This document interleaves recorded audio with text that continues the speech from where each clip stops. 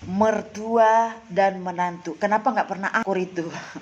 Nggak semua juga mertua sama menantu nggak akur. Aku sayang banget sama menantu aku menganggap dia bukan menantu, menganggap dia sebagai anak. Sini kita bahas.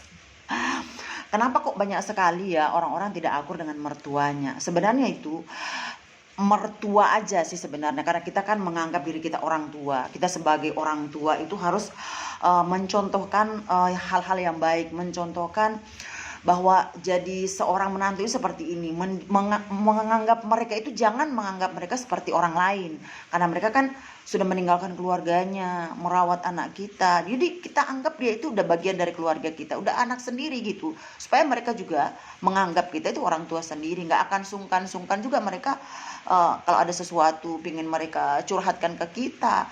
Nggak sungkan juga kalau mereka pingin bercerita atau pingin apa gitu. Jadi kita yang tidak memberikan pembatas begitu, kita sendiri yang open mindset atau open minded gitu. Kita dengan menantu itu tidak ada batasan, menyayangi mereka seperti anak sendiri. Karena makanya yang menyebabkan konflik itu kebanyakan dari mertua gitu. Mertua yang selalu menganggap anakku sampai kapanpun tetap milikku, anakku adalah anakku gitu. Jadi kita selalu cemburu, kita selalu ada kecemburuan tersendiri gitu, karena merasa perempuan lah ya. Perempuan itu pasti cemburunya itu pasti akan ada, karena kemarin dia kan anak aku yang tidur dengan dia, aku yang membesarkan gitu. Apalagi yang sering jadi pertengkaran atau sering jadi kesenjangan itu dari penghasilan anak yang diberikan semua kepada istri. Ya memang seperti itu, untuk kita jadi mertua, untuk kita yang jadi ibu mertua itu kita harus legowo, harus menerima. Karena kita kan juga pernah jadi menantu tuh, kita juga diperlakukan seperti itu. Semua penghasilan, semua pendapatan itu kan sudah kita yang pegang.